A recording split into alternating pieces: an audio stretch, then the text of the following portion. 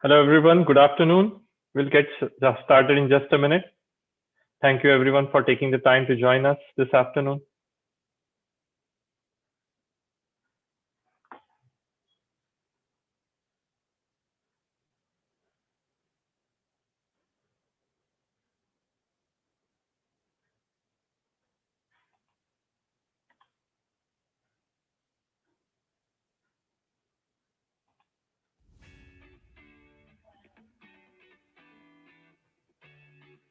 So here we have the jug from the last year. There are the holes at the bottom. I'm filling the bottom of the milk jug with medium. Here they are. I've sprinkled the whole pack. This is going to be like a mini greenhouse. And then you want to close this. And because it's a greenhouse, it will be warmer than what is outside, which means that the seedlings will slowly germinate when the time is right and come up.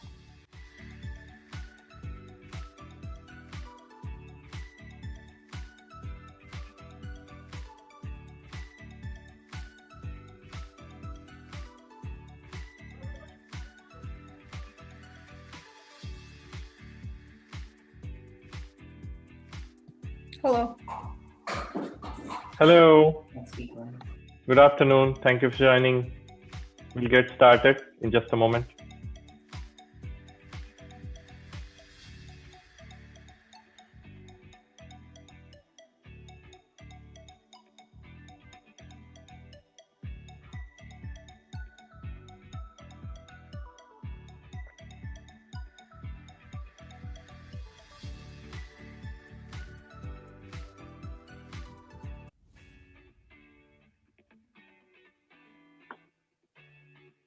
So here we have the jug from the last year.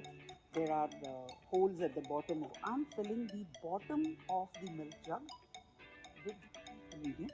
Here they are. I've sprinkled the whole pack of seeds. This is going to be like a mini greenhouse. And then you want to close this. And because it's a greenhouse, it will be warmer than what is outside, which means that the seedlings will slowly germinate when the time is right and come up.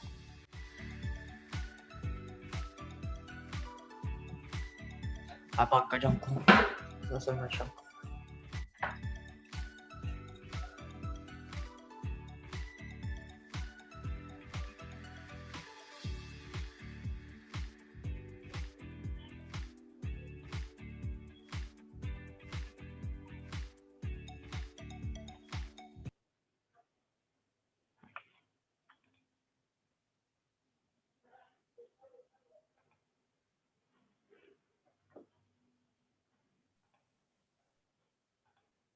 Hello, everyone.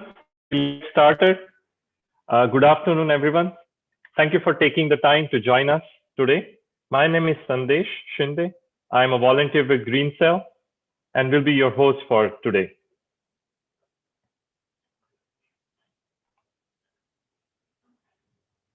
Let me start the screen share.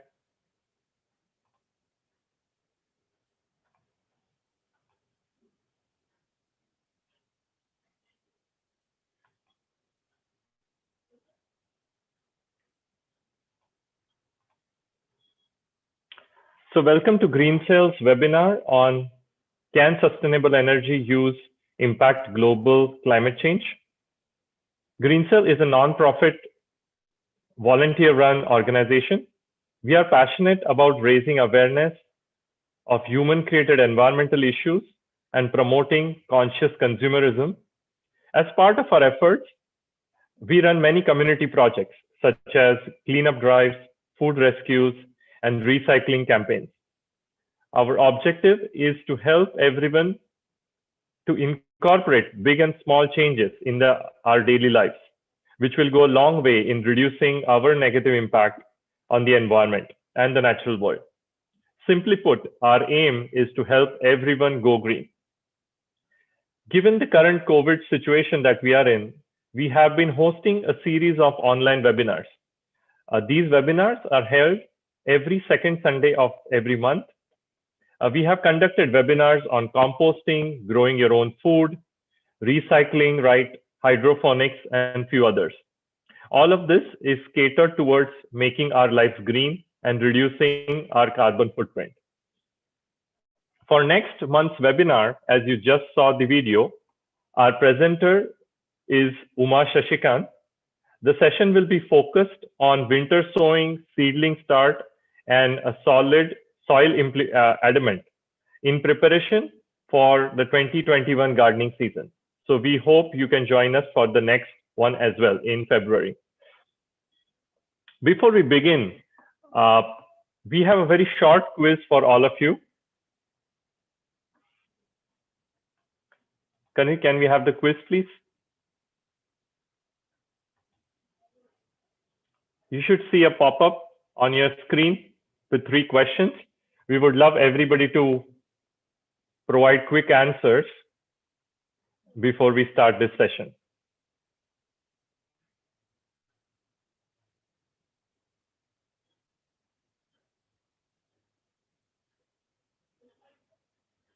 You can, if you are on your iPad or any other device, you should see a pop-up and you can select by clicking any one of the options for the questions.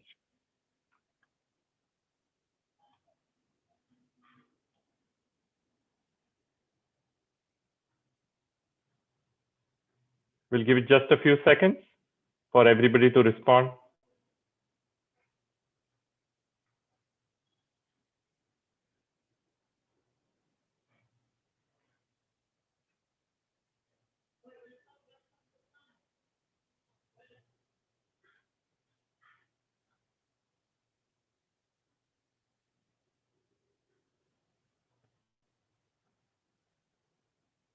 I think we can close the quiz.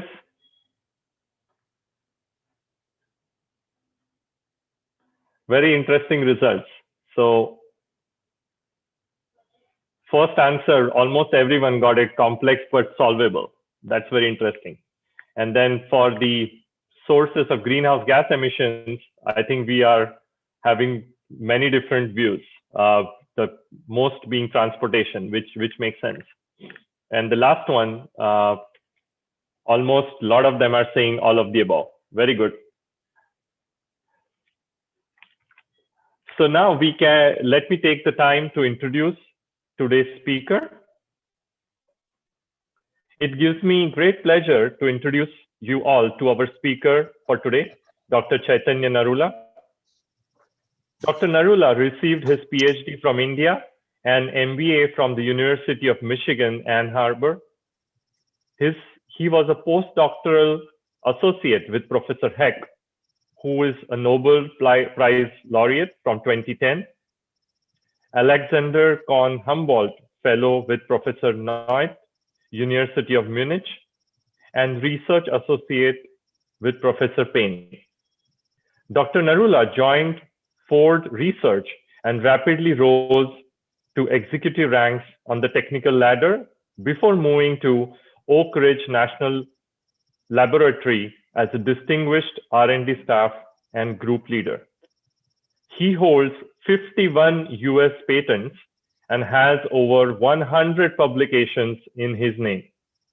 His former students and postdoctoral associates are employed in Fortune 500 companies. So before we get Dr. Narula on to get on with his presentation, a very quick look at our few basic housekeeping rules. So before we start, we will have all attendees on mute so that we can hear Dr. Narula clearly. If you have any questions, thoughts to share with us during the presentation, please use the Zoom or the YouTube chat to send us the message. Our volunteers are monitoring the chat windows, and we will get those questions over to Dr. Narula. And we'll hopefully get them answered during the presentation or towards the end of the presentations. If you have any questions after the session, please email them to our email address, which is greencellatl@gmail.com. So once again, with warm welcome to our speaker, Dr. Narula, I invite him to take over and please start with this presentation. Thank you so much, Sandesh, for the nice introduction. This seminar actually grew out of a talk I gave at Rotary Club. My wife Anu, who is with me, she is the member of Rotary Club and Education Secretary. And she thought this would be a good thing for others to hear also. So we ended up giving a talk at Forsyth County Rotary Club. And she mentioned it to Asawari, and then conversation with you led to the talk. So thank you so much to you and to Green Cell for hosting this webinar. Thank you. So let me move it to the presentation. Okay, I'm not able to share the screen. Host disabled, participate screen sharing. Can you change it? Yeah, we'll get that. You should able to do it now.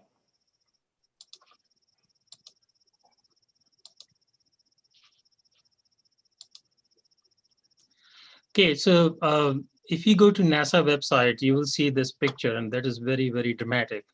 You see the fire, you see the drought, and you will see the hurricane forming. And this is actually on the climate NASA government effects section. And if you've been looking at the news for last 6 months, you must have seen variety of issues which are very similar to this. Number one, fires in California. And that was what, almost 6 months we heard about it, how many acres got burned and so on. We saw the droughts in the southwest side of United States and number of hurricanes increasing. Now this is just local. Global also, this impact was being felt. And I just wanted to bring this up right away, that some of the things which are happening at a global scale. So let's start by defining some of these things. What actually is global warming? So sometimes in December also or November, you hear newscasters talking about global warming. They said the temperature of November was the highest recorded in the history. And if you are living in the ice belt, you look outside and there's snow sitting there, and you say, what global warming? But that's not actually the local issue, it's a global issue. So you measure the temperature on Earth at multiple places and monitor the average temperature. So global warming essentially is when average temperature starts to go up. Now, what is global cooling? In 1970s, they were thought that with the amount of gases which are piling up in atmosphere, it will just cool Earth. As a result, global cooling will happen and there would be glaciation. But that turned out to be just a conjecture. It did not happen. It is now not considered anymore. Nobody talks about global cooling anymore. So climate change, that's another term which is used. And sometimes people start using them interchangeably with global warming. It's not true. Climate change essentially is what it says. Climate is changing in global patterns or regional patterns. And most of that has become obvious in last 50, 60 years. And it is attributed to carbon dioxide going up in the atmosphere. And the other definition I wanted to bring up was carbon footprint. It is the amount of carbon dioxide and other carbon compounds that come out into atmosphere because every person is consuming fuel in terms of transportation, agriculture, power production, and so on. Now, one connection that has been shown repeatedly by scientists, and there is a total consensus on this, is global warming leads to climate change. So here's a picture that was so dramatic, I had to bring it up and show it to you. This is Antarctica. And normal temperature there is about minus 57 degrees Celsius. And even in the areas which are close to coast, it's minus 10 degrees. On February 6th, this picture came out last year. The highest temperature was 64.9 degrees. And see within a week how much snow has melted. Wow. This was a total, absolute surprise. And this had not ever happened before. And this has a big impact. It is not only showing that there is a warming taking place, the amount of snow that has melted has gone into sea, and that is going to lead to the sea level rise. Here is another set of news that you will see. This is sometimes kind of misleading when you look at the absolutely pristine, clear view from CNN Daily Bureau in August, and then November. The difference is due to particles. That's why you're seeing so much haze, but it's not pristine. The amount of CO2, nitrogen oxide is still pretty high in this area also. Now, if you go and look at Venice flood, now every time the tide comes in, there is small amount of water gets in the city, but in last 50 years, this was the highest tide that happened last year actually. And mayor said it must be climate change. Other thing to see is North Jakarta is sinking. It has sunk 2.5 meters in 10 years. And every year it goes down by another 25 centimeters. So you can think about what will happen to the global mega cities which are near coast.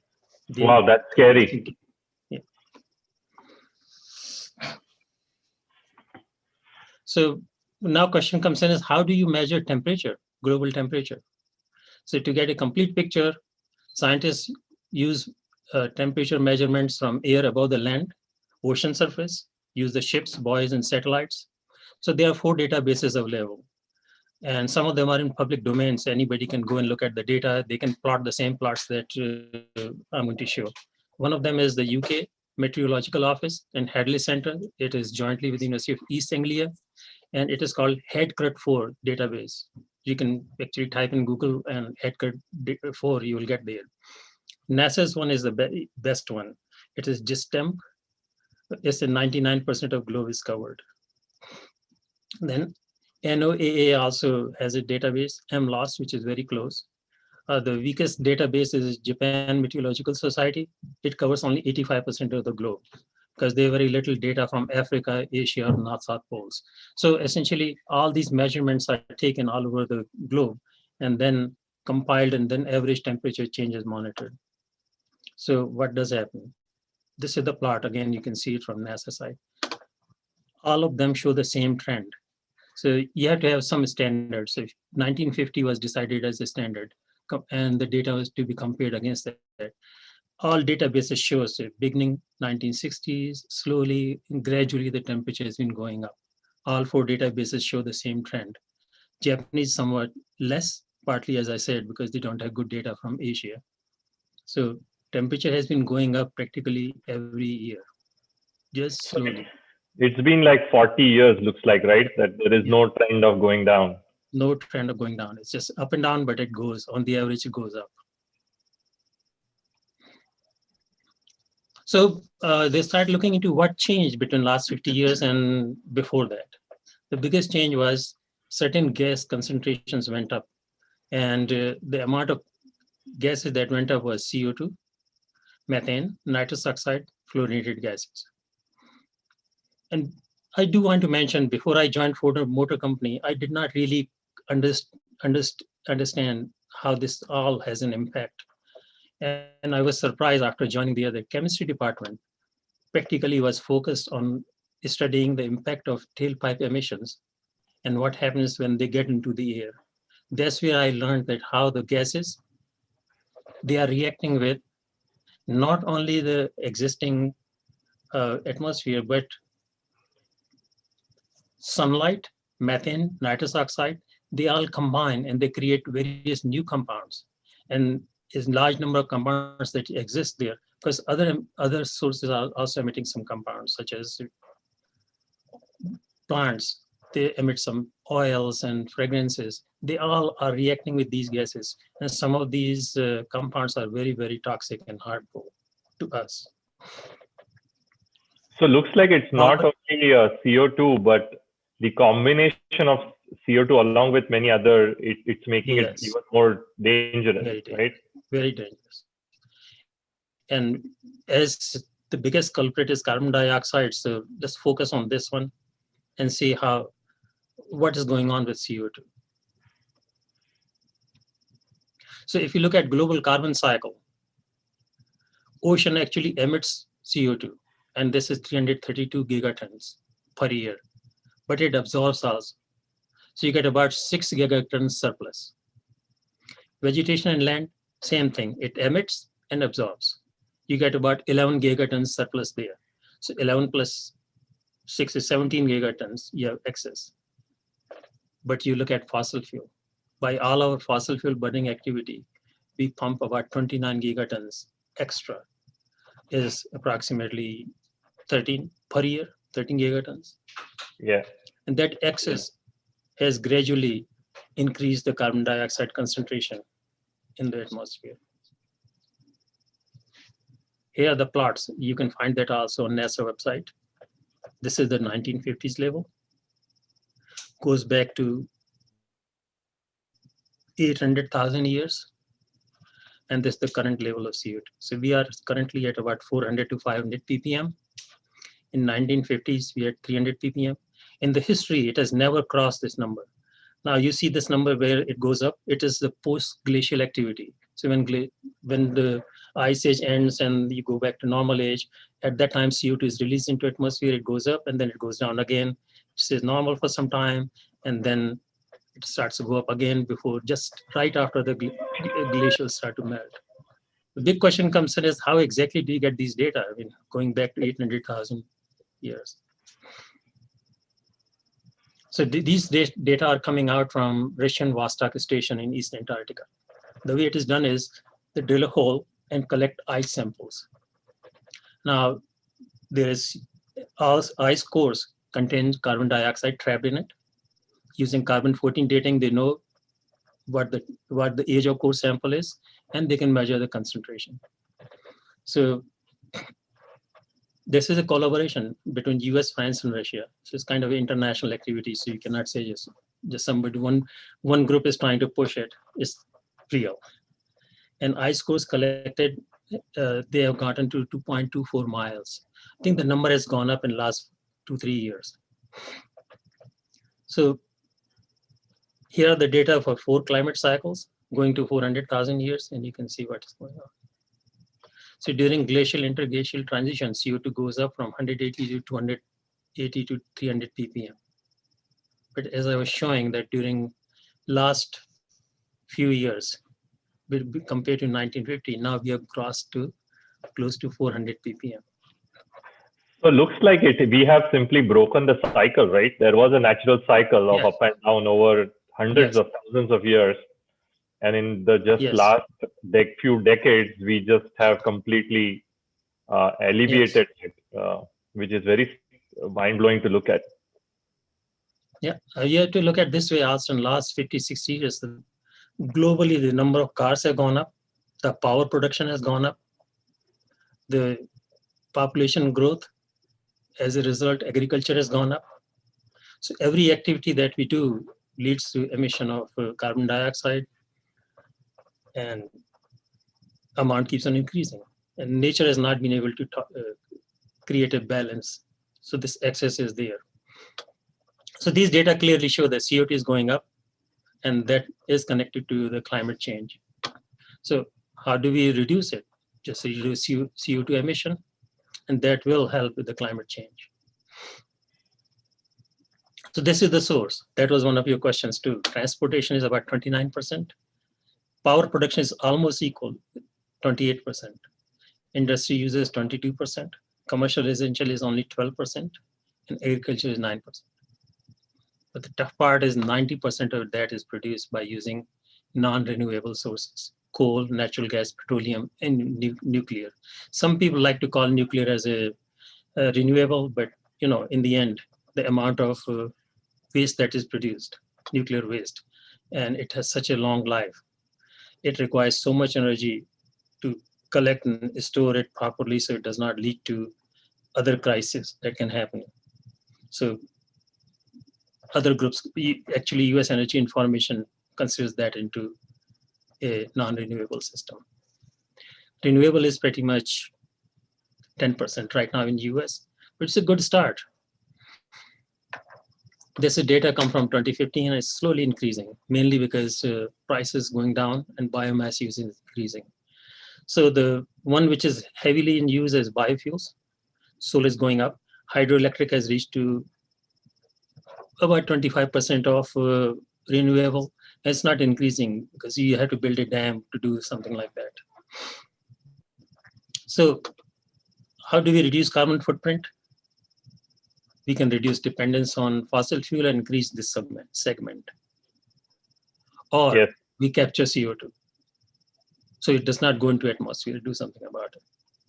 So we need to look into both methods. So now compare renewable to the fossil fuel. This is the range for fossil fuel. Now, I do want to point out this is somewhat tricky. When the plots like these are produced, they are good. But this low cost of fossil fuel is somewhere in Saudi Arabia, where oil prices are actually they consider it free.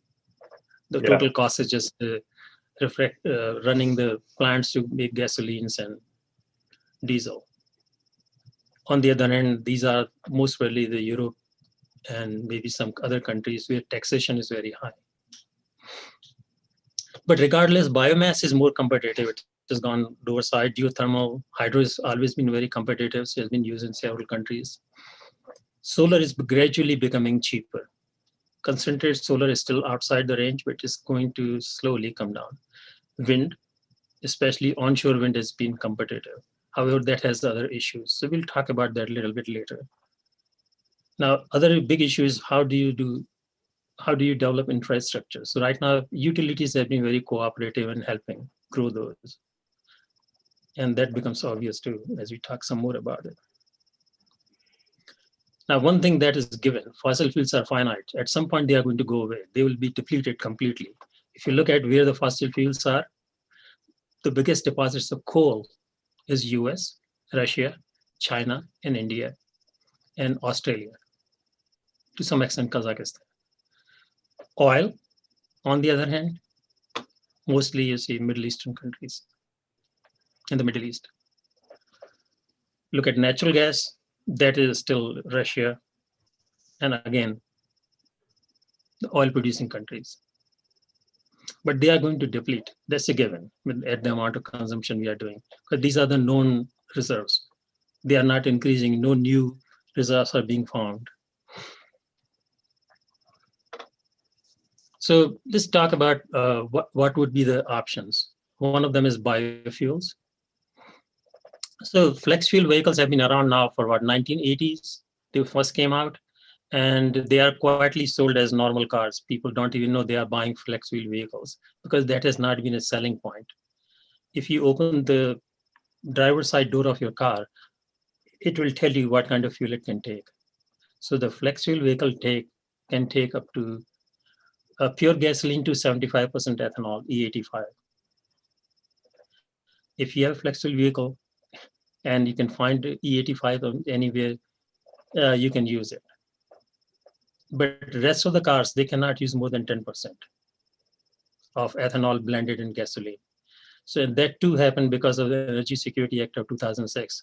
And notice there's not a politics. In 2006, George Bush was president and Congress was Democrat. Combined, they saw the need for doing this.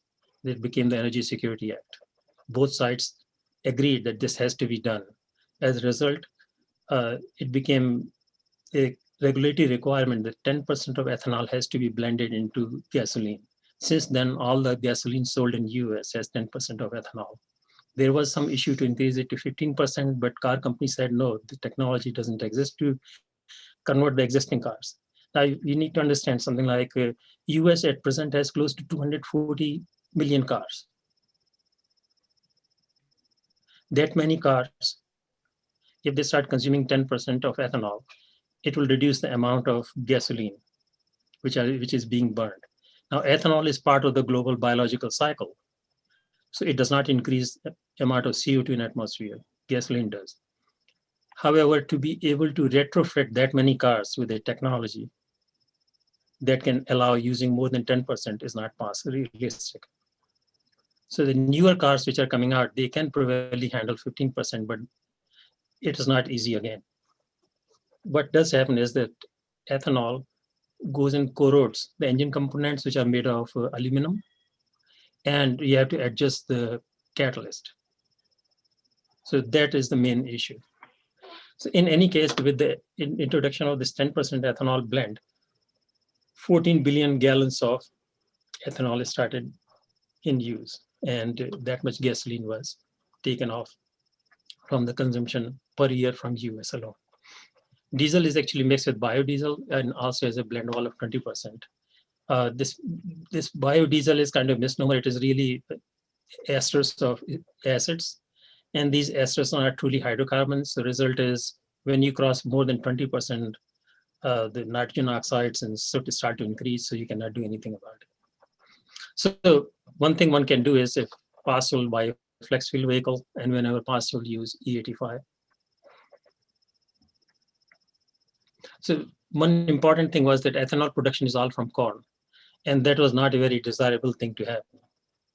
So DOE started funding research for several years to bring it from corn to cellulose. And instead of using the corn, you can use the cellulose, the corn husks and other grass as a raw material for making ethanol. So first plant came online in, I think, last year. The big concern was what happens to the excess capacity. See, as you come up with new plants which are based on cellulose, what happens to the plants that are producing ethanol from corn? They will all have to shut down because the demand cannot go more than 14%. That's the total demand. So we started working on, with support from DOE at OR&L, can we convert ethanol to gasoline? In that case, it doesn't matter how much gasoline you put in, which is derived from ethanol. And we were successful in doing it. That technology was licensed to Vertimass. They are scaling it up, and they plan to license it. So let's hope that they have done two things actually with support from DOE. They have scaled it up and demonstrated it can work in not only in research lab, but actually in industrial scale. And they are trying to go ahead and license this technology to ethanol producers and build a demonstration plant. So what other sources are there, Dr. Narula, for ethanol production other than corn? Are there any?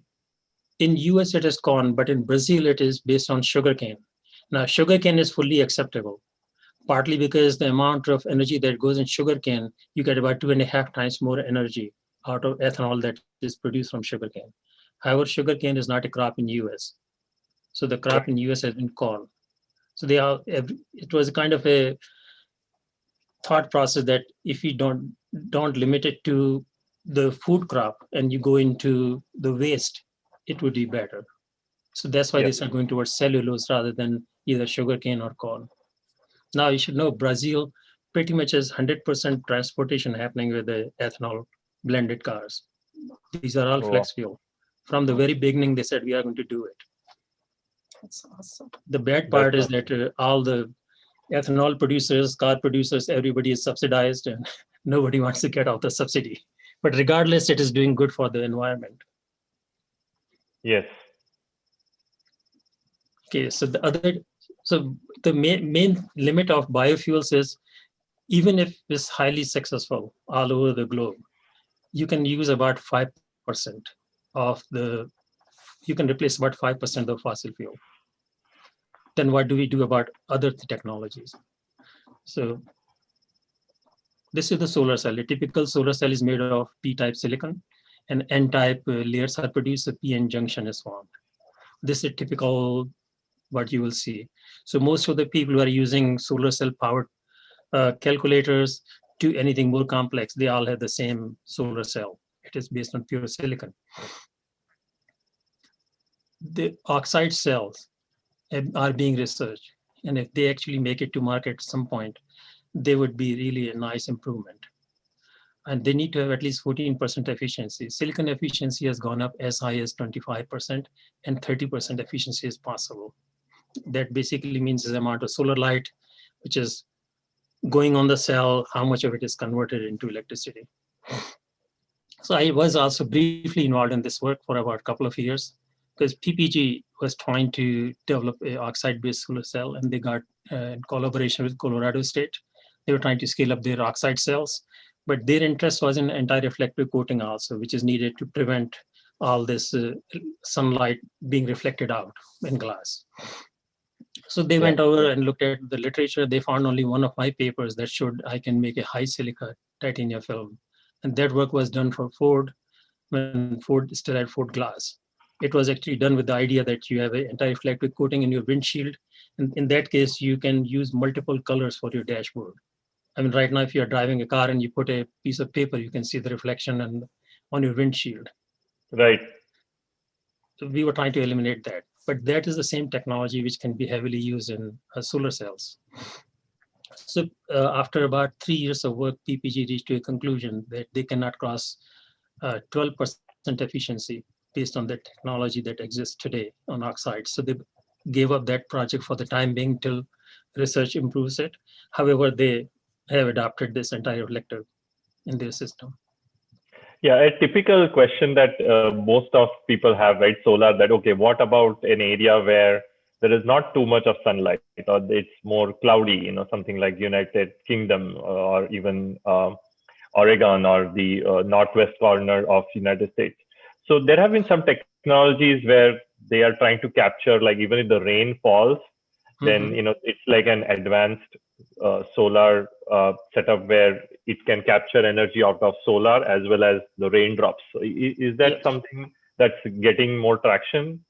The water one would be a bit more expensive right now. It is still in the lab scale. However, for low sunlight, that's where they are working on concentrating power. However, that too is still a very expensive technology. You have to create these specialized mirrors to concentrate the sunlight that then goes on the cell and produces electricity.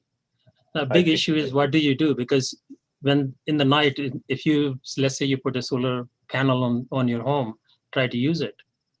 What happens in the night when there's no sunlight? So that means either you store large amount of energy, that means you need battery technology, or you work with the utilities. Utilities have been very helpful. They usually take the excess electricity that you produce in daytime, and then they supply it in the night. So if we were to look at Energy Information Administration in Georgia, how it will work out, they say if you were to use average home uses about 897 kilowatt hours. And if you use the pricing in this area, it comes out to be about $113 per month. That's the cost on the average. If you want to put a 5 kilowatt solar system, you'll have to spend about $15,000. Look at the federal tax credits, brings it down to 11,000. Now you'd be generating excess electricity that you sell it to utilities, despite using in daytime and night. So that will be about $700 per year. So your break even is about 15 years. Now, one thing to think about is it assumes that that there would be no failure of any type. Solar cells will continue working. You would not need much repair or anything. But then technology can improve and the costs can go down. So we are all hoping that if it goes to oxide, then the initial cost will go down quite a bit.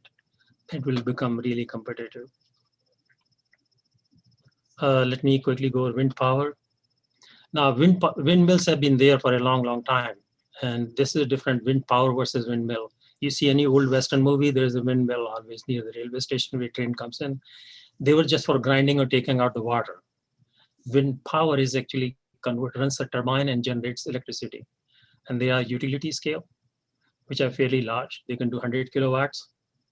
They also have small ones, single turbines. They are more useful for the farms because nobody wants them on their home. They're too noisy. The birds and other small animals. I mean, I should not even mention that one. And offshore, there's a third variety. So these modern turbines, what basically they do is that the windmill would work, wind power will work when the 69 miles per hour wind. It will shut down if it crosses 55 miles per hour. So you don't want this system to get damaged. It is not popular in the cities. Main reason, the noise and other things. But what surprised me most was that nobody likes them offshore also.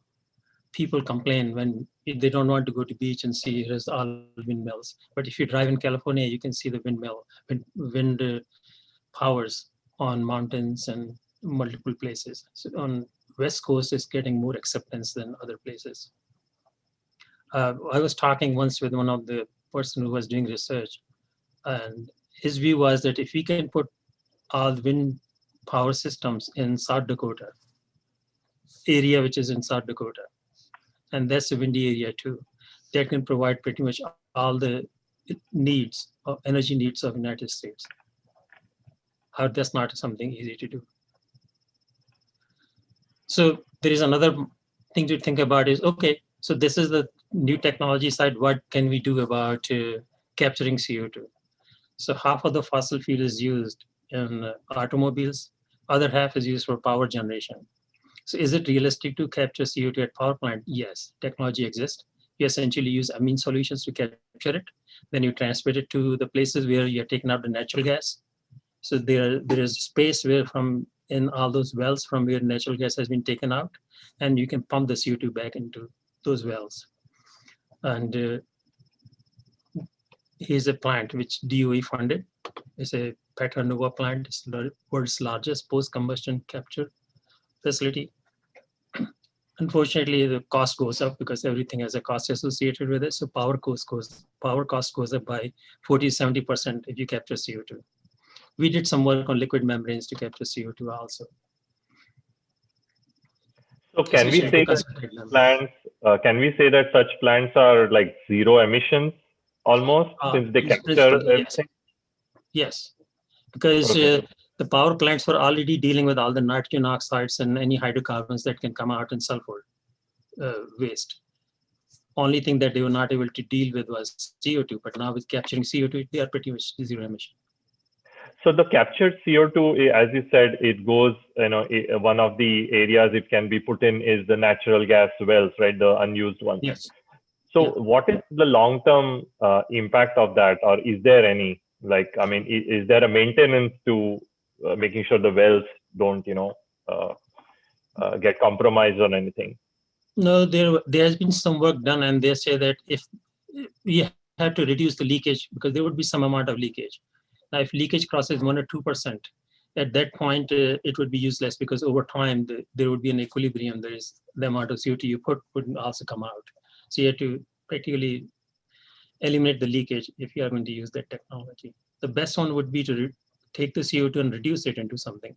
Unfortunately, in our planet, no matter any time you do oxidation, you get amount of energy, but you always have to spend more energy to reduce anything.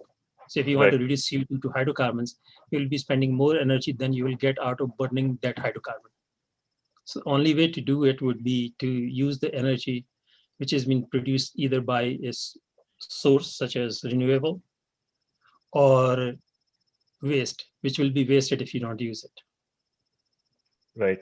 In that case, that CO2, if it can convert it to hydrocarbon, even though it is not energy efficient, it still can be reused. So what happens when nothing is done? Models are saying that extreme weather patterns, you get more hurricanes. How many, they cannot say, but you will get more. Snowstorms, temperature increasing every year, and the droughts in various places. Water reservoirs are going down, and that's not a secret. Satellite studies have shown in most places water levels are going down. Sea levels are going up. But as we keep on saying that, it's not totally bleak. As fossil fuels depletes, other sources are becoming more competitive. And surprising part for most people would be to know that Shell, Exxon, all those companies are also heavily investing in renewable technologies because they need to have a business model post fossil fuel. Can we capture CO2? Yes, as I mentioned. There are other CO2 capture methods which are being developed. They all have the same problem. You can capture them as a carbonate, decompose and get CO2 out, but then you have to do something with it.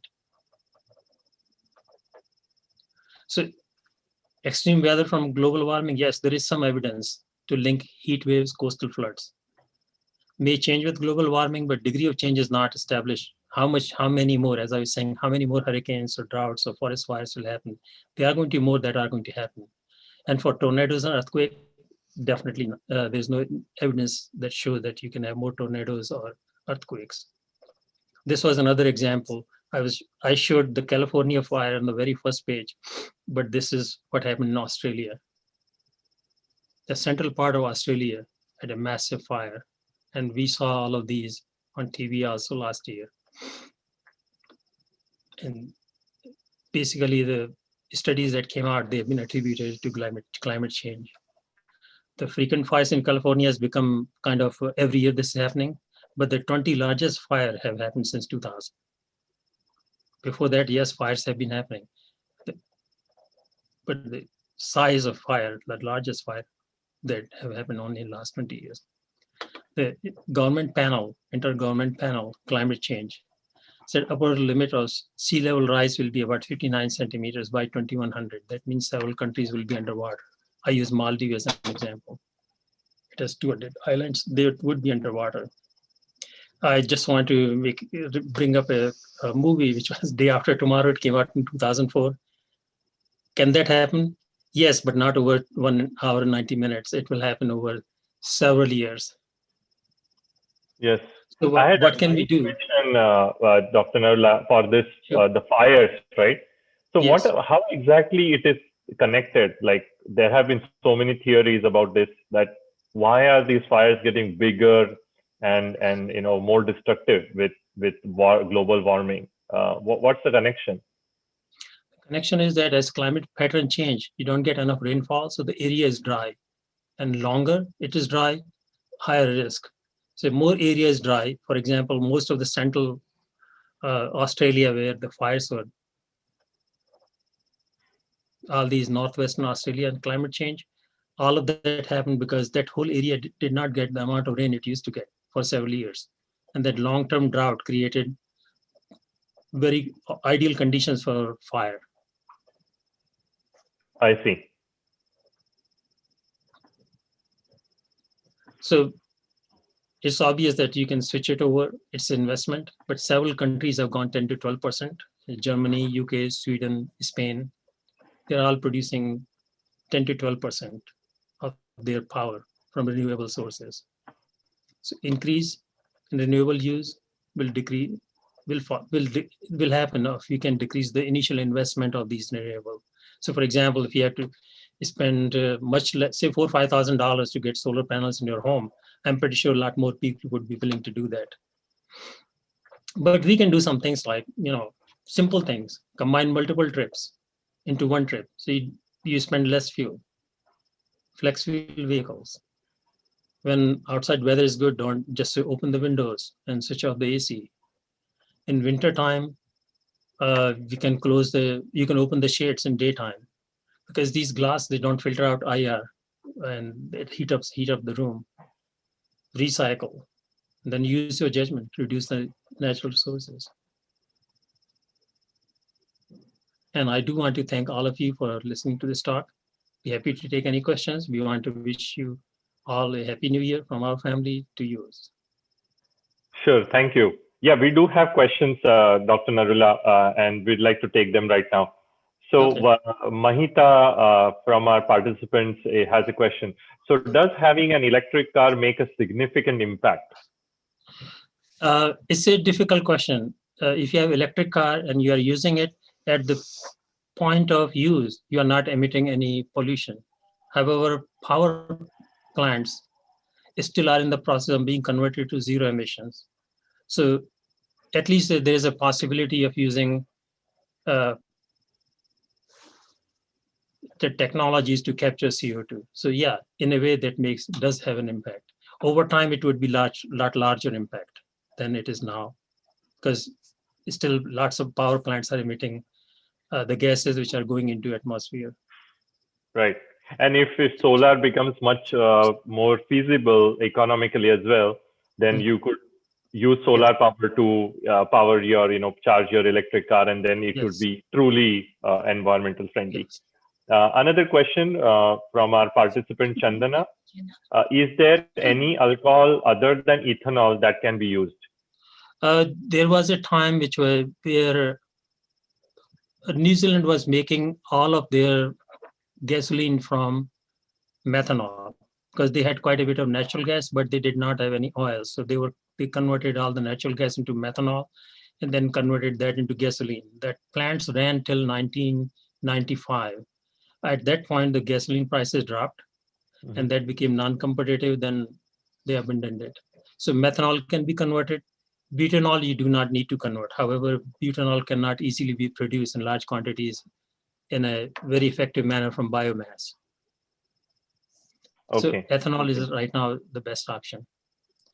I see. Another question from our participants.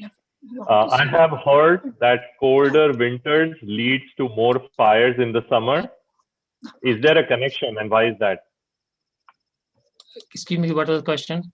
I'll repeat. I have heard that cold winters lead to more fires in the summer. Is that true? And if so, why? Cold winter, actually, you have to look at it this way. If there is more snow in winter, along with the temperature drop, then it does not create fires. But however, if the temperature is low and there's not water, there's no snow, then you have drought. And we have more drought, you are going to have more fires. Because cold temperature is going to take out the water from atmosphere and dry the whole area. Right. So you need to have snow to go with it. And you know about if about an inch of a foot of snow is about 1 inch of water. So if that much water is on the ground, that saves you. But if that much water is, if there is shortage of water, you have a problem. Yeah. Just one more question, and then I think we'll open up the floor. Again, it's related to the vehicles. Electric cars versus flex fuel vehicles. Which are better? Okay, in today, if you are using flex fuel vehicle with a E85, it would be better because most of the power plants are still pumping out CO2 in atmosphere. With E85, 85% of your fuel would be ethanol, which is part of biological cycle. Only 50% of the fuel would be your fossil fuel. Whereas in electric car, pretty much all of the charge that is coming from the power plant is based on either natural gas or coal. Right. Yeah. So in electricity, you may not have the control of the source, but in flex fuels, you have a little better control. You're sure that you're putting. Now, over time, let's say 10 years from now, if there is a regulatory requirement and that pushes into all the power plants getting converted to zero emission, then electric car would be a better. Correct. Right. It would be a lot better for atmosphere than flex fuel. Yeah. One more. Within the scientist community, do we think the situation is reversible? What can be the biggest CO2 sink? So I think it's a two-phase question. Yes, it's still reversible. We might not get to the place where we want to be, but we can always reduce the impact. That's the part one. Part two is the biggest heat sink, biggest CO2 sink has been always plants and seawater. But we have to reduce the amount that we are pumping out that even those sinks cannot handle. Okay. Remember the first plot that I showed, close to 300 gigatons of CO2 is captured by the sea. Yes. Okay, that's very informative and very eye-opening, actually. So at this point, we can have audience questions from our Zoom participants. If somebody wants to unmute and ask their question. I want to see the participants. We made so much effort to give the message. Sandesh, can we see the participants on the screen? Some of our friends are there. Can we see the participants? Yes, we can. Like you can in a gallery view? If you click on the right side, gallery view, exactly. Because I'm able to do it from my iPad, but I don't know how to do it from the desktop. There you go. Right side top. Yeah. It's good to have a face to a name, right? Yes, definitely. Thank you. So please, we have actually Green Cell Youth volunteers as well here. I invite them to ask any questions if they have, or anybody else for that matter. Thank you so much. Few minutes. All of you. Please feel free to unmute yourself and ask your question. So, Dr. Narula, I had a question. Sure. This is Pankaj, about the. So we talked a lot about biofuels, right? And most of the biofuels in US are generated through corn. So the question was, as a layperson who doesn't understand the numbers behind how the oil is generated and all that, from my standpoint, are good. Trees save carbon. Trees are a carbon bank, right? Yeah. Because they stay for many, many years. Yes. Whereas plants, we grow plants and then they are like, we take the fruit of the plant and then that is destroyed. So all the carbon that the plant saved, it's going back into the environment. Yes. So anything coming from a plant like a corn, right, Yes. is not that, in my sense, is not a good solution. The way to look at it, We need to survive, so we have to grow rice. Yeah, so we have to grow rice, we have to grow wheat. But using corn for something other than food, I think is not a good solution. So are there numbers behind this that shows that, like, are we calculating when we say corn or a biofuel is a good fuel, are we calculating it right way? Because after we took away the corn, all the plants that stayed in the field, somebody either burned them or something Okay. happened. It's Negative, a right? two-step answer. All that corn. Yeah. Yes. It's a two-step answer. Number one, do we? There are people who do life cycle studies, and most of that work comes out of National Renewable Lab from Colorado. For ethanol, from Cornell's studies have been done. There is another group which is from Cornell that does that work. So these two groups compete and present their results. It turns out the way you calculate is the amount of energy it takes to grow and collect corn and convert that into ethanol versus the amount of energy you will get out of using ethanol. Okay, so if you get more energy out of using ethanol than the energy you spent, because everything which is part of the growing corn is a part of carbon cycle, with the exception of the amount of energy they would use for, say, for example, tractors and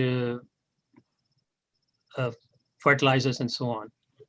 So if you use that kind of combination and do the life cycle study, it turns out that yes, with corn, it's barely slightly on the positive side. With sugarcane, it is pretty largely on the right side. So food crop in any case is not a good solution. The best solution is to go with non-food crops. So for example, you grow corn for food and use their stems for producing ethanol. That technology is about to come online. Right. So yeah, that makes more sense. So anything that is being wasted, yes, if you are generating fuel out of it. Yeah. Thank you. So we have a couple of more questions from our audience. Sujata from our Zoom participants has a question. Is our ever-changing technology itself affecting the environment? Very interesting question. So the technological change, yes, has an impact on environment. Question is which technological change? If you are introducing a new software, yeah, that's not going to have an impact. But if you introduce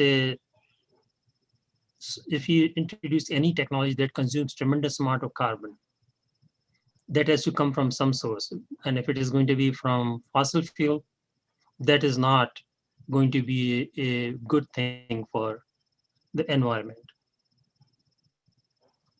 I see. One more question from Don Pawlowski from our Zoom participant. Are any bioplastics really compostable? They are. Okay. Are they in production? Probably not yet. There are some plastics which are being produced using cellulose. They are biodegradable. And some of them actually, as far as I know, Ford had introduced some of them in their car seats. So they are biodegradable over time, not like the standard plastics, which just never decompose and pile up. And what was the number? Somewhere somebody was saying that the area in sea right now covered is as large as all of the North America continent, which is plastic in one side. Yeah, So it's very, very, very scary, and yeah, something has to be done about it. yes, We have one more interesting question, sure, maybe second last or last question. What sure. about fuel from algae? Is That that is at being the developed. level of Yes, production? Yeah, is that at the yes. level of production, or is it at a research level? Yeah, Shell spent lots of money on this along with various universities, and they were they were willing to scale it up. The issue there is the area needed and the sunlight conversion and converting all of that into fuel is not right now economically possible. So they have, I think 2 years ago, they gave up. But there are other methods. There are a couple of companies which are using uh, atmospheric CO2 and pumping that into growing crops and then directly producing ethanol. That has been being used. Mr. Chaitanya, Sure, uh, can I ask? I would like to ask a question about biofuels. So, when you're sure. talking about biofuels, the biggest, or from my understanding, the biggest use for biofuels is within our transportation as a fuel source, right? Mhm. Has there any, can we use that same biofuel technology to power homes or buildings and stuff? Is there any way that has been done? Or is Uh, biofuels mostly a transportation fuel source? Actually, the main reason focus has been on biofuels is because it is virtually impossible to capture anything that comes out of tailpipe. So if since half of the fuel being used is in transportation, so the research and actually use focus has been there to convert cars into a way that they minimize CO2 coming out of the cars, which is not part of biological cycle. Now in power plant, the focus has been capturing CO2. Can it be used? Answer is yes, but most of the fuel in US is being produced from, no, sorry, most of the electricity in power plants is being produced from natural gas or coal. If they were going to produce it from oil, then yes, you can use it. Only other option would be to take bio mass derived alcohols or so and convert them into gas and pump them along with natural gas into power plants. But that is not going to be very effective, partly because biofuels usually have some amount of oxygen. And notice coal and natural gas has minimum, they have no oxygen. So when they burn them, they consume oxygen. So efficiency issues will come in. Whereas you can burn ethanol without any problem in transportation. So then is there any kind of fuel source that can be used for both rather than having to develop two separate ones for electricity and fuel? Oh, Is it there any can be that can done. be? Yes, it can be done. As I was saying, if you convert ethanol into gas, then you can do it. Then we can run it in power plant also. But other factor is, which has to be considered also, is the total amount of biomass derived fuel that can be used to replace fossil fuel is about 5%. So if we try to, we cannot increase it. That's the limit of based on the cultivable land available, excluding the cultivation for the food. So the amount of land available to grow these crops or even grass is not high enough to allow more than 5% replacement of the total fuel being used. So you have to pretty much decide where you want to use it. In principle, you can do it in power plant also. No question about that. Okay. Okay.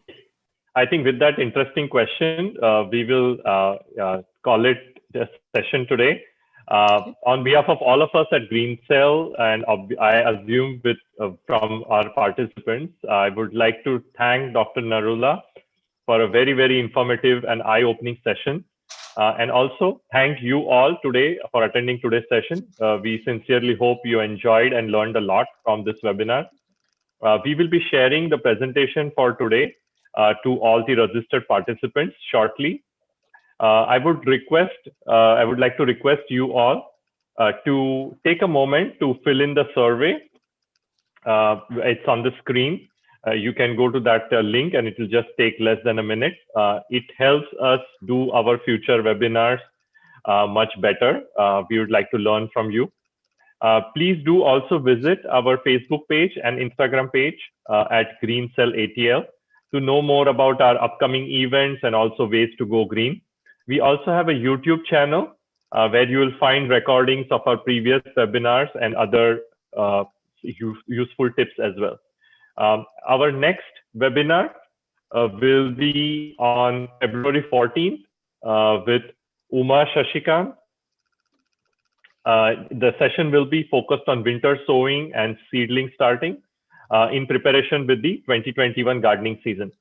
And also if you have any questions regarding today's webinar, please email those to our email address, which is greencellatl@gmail.com. Again, I would like to thank you all for joining and have a good afternoon. And thank you, everyone. Thank you so much. Thank you for raising awareness on an important issue. Thank you to the participants and the organizers. Thank you. Really appreciate it. Thanks.